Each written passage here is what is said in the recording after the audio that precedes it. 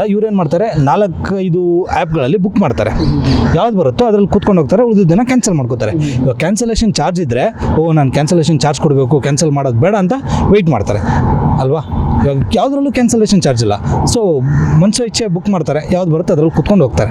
ಎಲ್ಲೊಂದು ಕಡೆ ಒಂದು ರಾಜ್ಯದ 4 ರಾಜ್ಯಗಳು, ಗೋವಾ ಆಗಿರ್ಬೋದು, ಬೆಳಗಾವಿ ಆಗಿರ್ಬೋದು, ಈ ಕಡೆ ರಾಯಚೂರಿಂದ ಆಂಧ್ರ ಆಗಿರ್ಬೋದು, ಈ ಕಡೆ ತಮಿಳುನಾಡು ದಬ್ಬಾಳಿಕೆ ಕರ್ನಾಟಕದ ಮೇಲೆ, ಈ ಕಡೆ ಕರ್ನಾಟಕದಲ್ಲಿ ಕನ್ನಡ, ಅದು ಬೆಂಗಳೂರಲ್ಲಿ ರಾಜ್ಯದಲ್ಲಿ ಬೆಂಗಳೂರಲ್ಲಿ ಇಟ್ಕೊಂಡು ಕನ್ನಡಿಗರ ಮೇಲೆ ದಬ್ಬಾಳಿಕೆ ಯಾವಾಗ ನಿಲ್ಲುತ್ತಾ ಇದೆ? ಯಾಕಂದರೆ ಉದಾಹರಣೆ ಈಗ ಕನ್ನಡ ಅಭಿವೃದ್ಧಿ ಪ್ರಾಧಿಕಾರ ಇದೆ, ಕನ್ನಡ ಸಂಸ್ಕೃತಿ ಇಲಾಖೆ ಇದೆ, ಅಕಾಡೆಮಿ ಇದೆ, ಎಲ್ಲ ಇದೆ.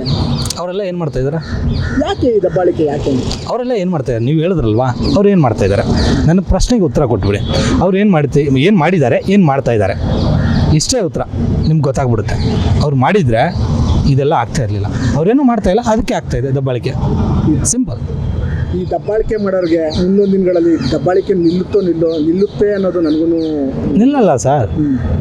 ಇವಾಗ ಹೆಂಗಾಗ್ಬಿಟ್ಟಿದೆ ಅಂದರೆ ನಮ್ಮ ಕೈ ತುತ್ತನ್ನು ಕಿತ್ಕೊಳ್ಳೋ ಮೂಮೆಂಟಲ್ಲಿ ಇದ್ದಾರೆ. ಆಲ್ರೆಡಿ ತುಂಬ ಜನ ಕೈ ತುತ್ತನ್ನು ಕಿತ್ಕೊಂಡಿದ್ದಾರೆ. ಇವಾಗ ಹಣೆ ಬರದಲ್ಲಿ ಬರೆದಿರೋ ತುತ್ತನ್ನು ಕೂಡ ಕಿತ್ಕೊಳ್ಳೋಕೆ ಅವ್ರಿಗೆ ಟೈಮ್ ಹಿಡಿಯಲ್ಲ. ಕೈ ತುತ್ತಂಗೂ ಇಲ್ಲ. ಇವಾಗ ಏನು ಮಾಡ್ತೀರಾ? ಕನ್ನಡದವ್ರು ಏನು ಮಾಡ್ತಾರೆ? ಏನು ಮಾಡೋಕ್ಕಾಗಲ್ಲ. ಆ ಸಿಚುವೇಷನಲ್ಲಿ ಇದ್ದೀವಿ. ಈ ದಬ್ಬಾಳಿಕೆ ಮಾಡೋರಿಗೆ ಏನು ಹೇಳ್ತಾರೆ ಈ ಮುಖಾಂತರ ಆಟ ಕನ್ನಡಿಗನಾಗಿ?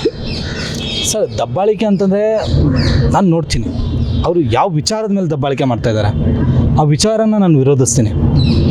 ಆ ವಿಚಾರ ತಪ್ಪಾಗಿದ್ದರೆ ಖಂಡಿತವಾಗ್ಲೂ ಅದು ತಪ್ಪೆ. ಅವ್ರು ಬೇಕಾಬಿಟ್ಟು ಇವ್ನು ಕನ್ನಡದವನು ಹಂಗೆ ಹಿಂಗೆ ಅಂತಂದರೆ ನಾನು ಅದ್ರ ಬಗ್ಗೆ ನಿರ್ದಾಕ್ಷಿಣ್ಯವಾಗಿ ನನ್ನ ಕೈಗೆ ಏನು ಸಿಗುತ್ತೋ ಅದು ತೊಗೊಂಡು ತಲೆಗೆ ಹೊಡೆಯೋದು. Thank you.